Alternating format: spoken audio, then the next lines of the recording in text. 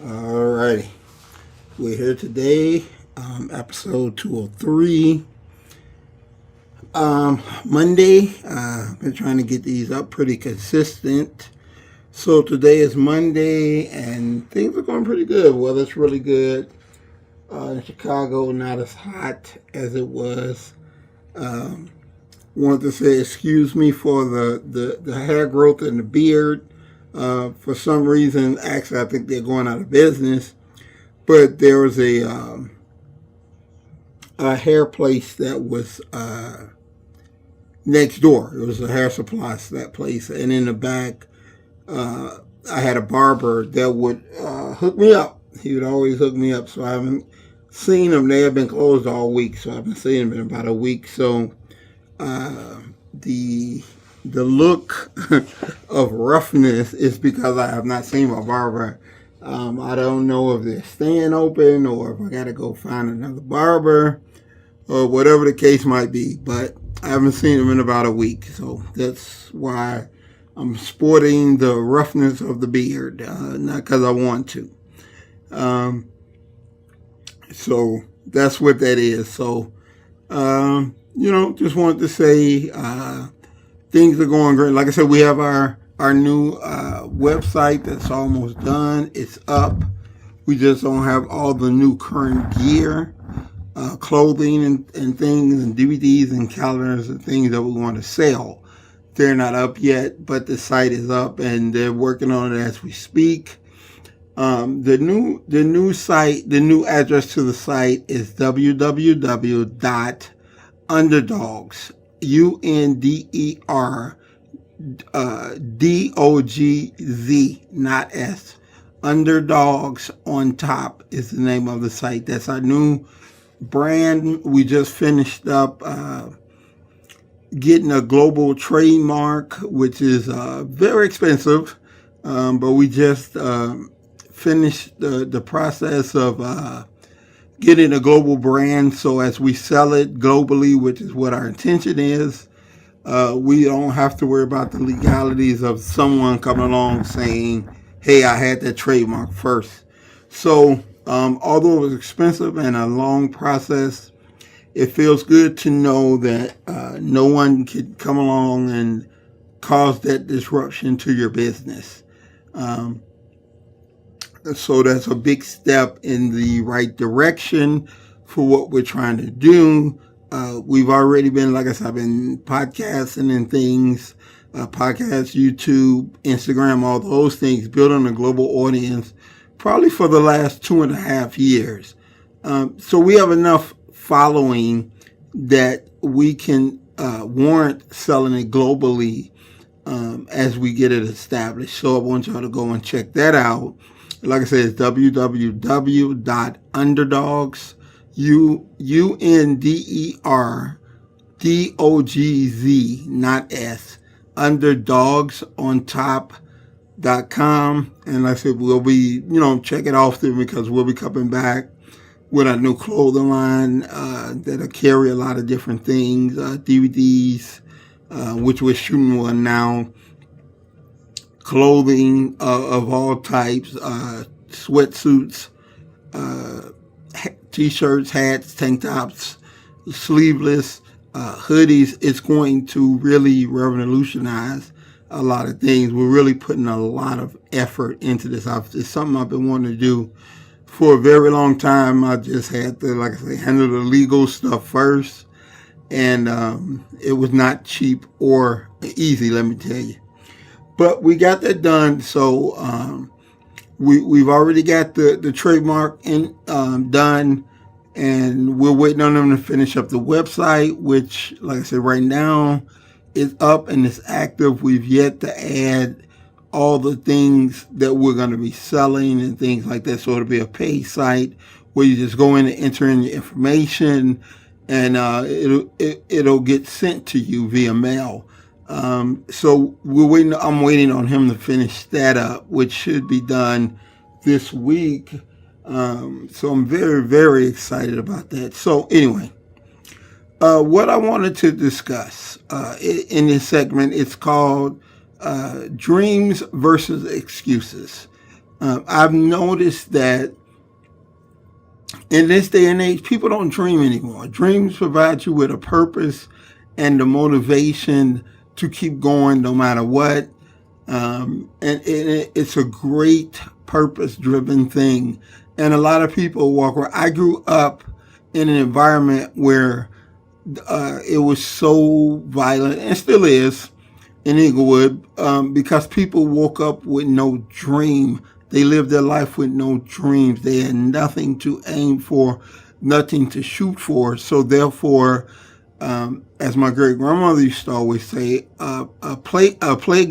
empty mind is a playground for the devil. So when you have nothing to do, nothing to drive you, nothing to look forward to, you live in a hopelessness, and that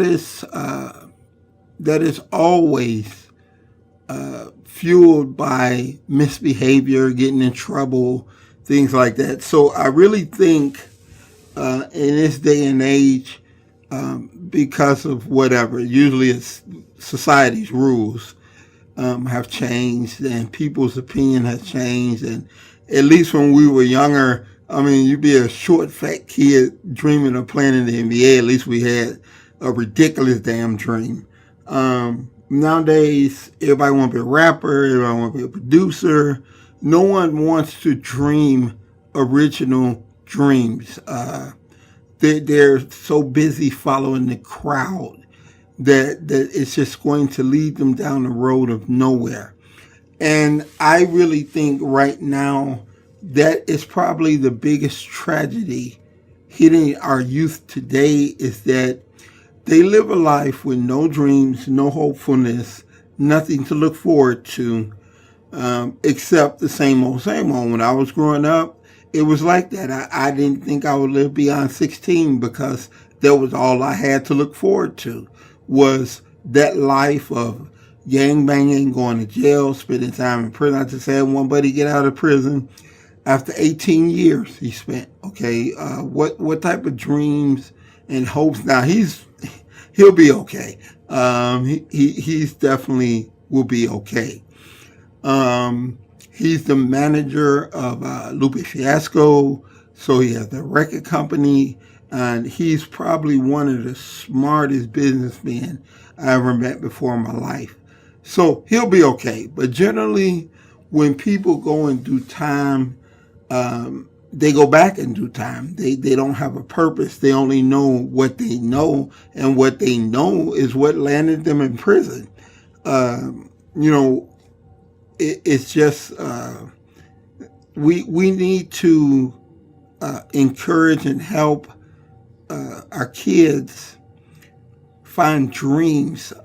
People think dreams.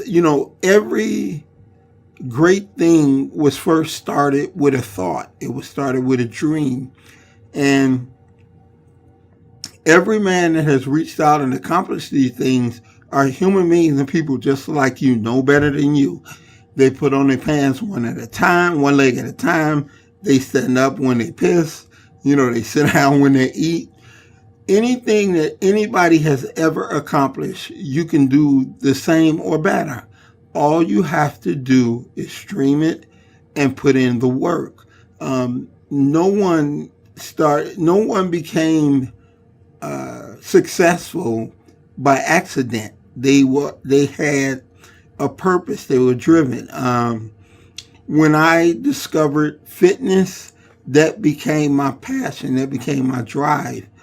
And everything I do is centered around being successful at what I do. And so far, it's been something that I've been able to sustain and utilize and profit from the last 30 years. I never had to go get a real job. And I love every day of what I do. So, it's possible. It don't have to be the next Microsoft. It don't have to be the next Waltz. It can be that you have a dream to be the best cookie maker in the world. Okay, pursue that. Long as it's an honest day's living and it can profit, you can make money from it and it can take care of your family. And it's a true from the heart passion. Do it, go for it. So many people think, oh, they have to start out with this great plan. I managed to own my studio for 25 years and I've made a comfortable living. I've sent 4 kids to college. And I won't say it's been easy, but I had no help. Nobody gave me anything. And that's generally what you're going to find. But you have to decide in your heart, you are going to pursue your passion and you are going to succeed no matter what, no matter if someone helps you or they don't help you. You're going to find a way. The biggest problem among people is not lack of resources. It's not utilizing resources. I ain't got no money, nobody help me, I can't do it. So that's the easy way out. Like I said, I've been doing this for 25 years and I have never had one person to come along and say, hey, look here, let me give you something to help you out. I've had people that have helped me. You need $1,000, they'll give you $100. So, no one. It's never been easy. Never, not for me anyway. I never attended high school. I never attended college. I'm self-educated. I read a lot, and that's another thing. People figure they don't have to read a book once they graduate. You can constantly educate yourself. That's the greatest investment you could ever make. You got these kids nowadays, they talk to people like they on fucking Twitter. You know what I mean? People don't want to hear that. You know what I mean? When you're trying to start something and you're trying to draw in customers, you have to learn how to talk. I come from the streets just like the next guy. I talked just like the next guy. But I had to learn to educate myself, to speak, to present myself. I always say I don't have the greatest black-owned business. I have the greatest business, period. I just happen to be black. But your ethnicity is not a calling card. A lot of black people think their business should be successful and you should support their business because they're black. I don't think you should. I think we have black, white, we have Indians, we have Iranians, we have a multiple source of people because we're just damn good. And so instead of wanting to be patronized because of the color of your skin, get damn good. Start reading things. Be able to talk about more. Like you if someone talk to me, I can damn sure talk a lot more about everything else than just bodybuilding. People don't want to hear about that. Okay? So educate yourself. The best investment you can ever make is in yourself. And when you don't do that, you shortchange yourself and you wonder why you're soon going out of business. You have to learn numbers. It took me a long time to learn numbers. People think, oh, I know 2 + 2. That's not learning numbers. What are your percentage? What's profitable? What are you making? How you should charge? How you should collect? It took me a long time and a lot of things to learn that, but you cannot be successful in business if you don't know how to run business. And I run into so many people, they have no goddamn clue how to run a business. And they wonder why they go under. It's a business is not easy. That's why 90+% go out within the first couple of years. It's not easy. When someone comes to you and say, hey, I want to own my business, they're living in a fictitious world. It's not an easy thing to do. But I would recommend it to anybody who has that desire to do that. I've had a desire to be my own boss, to control my own future. Everybody don't have to have that. Working for someone, like my daughter works for Uber, and she does lashes on the side. There's nothing wrong with that. You have a nice, secure job, and you make your money on the side, and good money. She racks the fuck up. There's nothing wrong with that. Everybody don't have to be an owner. So let's start dreaming again. Let's start creating again. Let's start making things that we love, that we want to see. Maybe we want to start a barbecue joint. Maybe we want to start a hair salon. Maybe we want to do something. Whatever you decide you want to do, you can do. But just decide you're going to be so much better at it than everybody else that it's going to be successful. If your customers want you to succeed, there is a good chance that you will. The best business is repeat business. So do what you do to where their experience with you is so good, they want to come back or they want to buy again. So, let's start dreaming again. Let's start making things happen. Let's give up the notion of, I just want to be this or that. Learn what you want to become and pursue it like there's no tomorrow, because there is none. You've got to work your ass off to make dreams come true. But without a dream, you make nothing come true. So, let's start dreaming again, people. That's the most important thing right now. That will help our youth. So here's your man, Sir-Earl, telling you, this podcast is titled Dream versus Excuses.